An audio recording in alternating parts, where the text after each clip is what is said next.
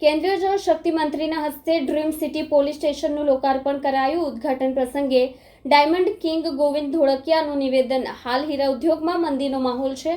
આશા છે કે આવનારા સમયમાં પરિસ્થિતિ સુધરશે। કેન્દ્રીય જળશક્તિ મંત્રી CR પાટીલના હસ્તે ડ્રીમ સિટી પોલીસ સ્ટેશનનું લોકાર્પણ કરવામાં આવ્યું હતું। આ પોલીસ સ્ટેશન કાર્યરત થવાથી સુરતના નાગરિકોની સલામતી અને સુખાકારીમાં વધારો થશે। આ પ્રસંગે ગૃહ રાજ્યમંત્રી હર્ષ સંઘવી, રાજ્યસભાના સાંસદ ગોવિંદભાઈ ધોળકિયા, ધારાસભ્ય સંદીપ દેસાઈ, સુરત શહેર પોલીસ કમિશનર અનુપમસિંહ ગહેલોત, ધર્મનંદન ડાયમંડના ચેરમેન અને સુરત ડાયમંડ બુર્સના ડિરેક્ટર લાલજીભાઈ પટેલ, પોલીસ અધિકારીઓ ઉપસ્થિત રહ્યા હતા। આ પ્રસંગે ડાયમંડ કિંગ ગોવિંદ ધોળકિયાનું નિવેદન। હાલ હીરા ઉદ્યોગ મંદીનો માહોલ છે। આશા છે કે આવનારા સમયમાં પરિસ્થિતિ સુધરશે। અમારા 38વાं પોલીસ સ્ટેશન આ છે અને ડ્રીમ સિટી પોલીસ સ્ટેશન આપને ખબર છે કે ડાયમંડ બુર્સને ધ્યાનમાં રાખીને એની સુરક્ષા માટે જો અને અહીંયા કસ્ટમના ઓફિસ બી છે। દેશ વિદેશ લોકોને બી અહીંયા અવર જવર ટૂંક સમયમાં જો થવાના છે ત્યારે થઈ રહ્યા છે કે ટૂંક સમયમાં ઓર વધશે જો તો ખજોદ ગાંવ અને આ ડાયમંડ બુર્સ એના મળાઈને જો ડ્રીમ સિટી પોલીસ સ્ટેશનના મંજૂરી જો માનની જો ગુજરાત સરકારશ્રીએ કરી છે એના હિસાબથી આજે જો એના ઉદ્ઘાટન કરવામાં આવેલા છે।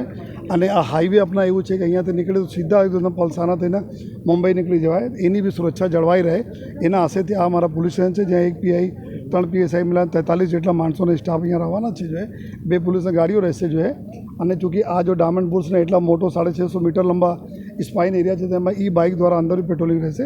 અને ઉમ્મીદ રાખીએ છીએ કે જે રીતે આગે ધમધમતા જશે જો તે રીતે જો પોલીસના રોલ ઓવરમાં વધતા જશે અને સેફટી સિક્યુરિટી પૂરા ઇન્શ્યોર રહે એવી અમે લોકો પૂરા કામ કરતા। અત્યારે જો ઓલપાડ તાલુકા, કામરેજ તાલુકાના 9 ગાંવ જેટલા સુરત શહેર કમિશનરેટમાં જે સમાવેશ કરવામાં આવેલા છે।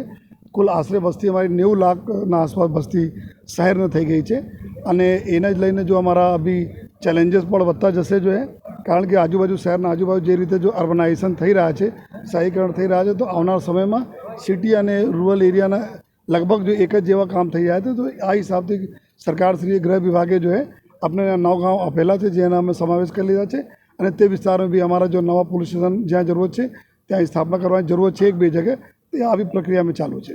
અને મહેકમ માટે જો આ વખતે બી બજેટમાં ગયા છે અને ઉમ્મીદ છે આપણે કે ગૃહ રાજમંત્રી સાહેબના માર્ગદર્શનમાં આપણે ઓર મહેકમ મળશે જો સુરત શહેરના।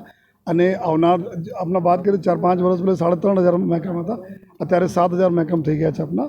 और આવનાર દિવસોમાં બી સુરત શહેરના વસ્તી, કામ ધંધા, બિઝનેસ અને લોકોનો ફૂટફોલ જો બહાર દરરોજ આવે છે એના ધ્યાન રાખી મહેકમ વધારા લગભગ દર વર્ષે હર બજેટમાં થતા જાય છે।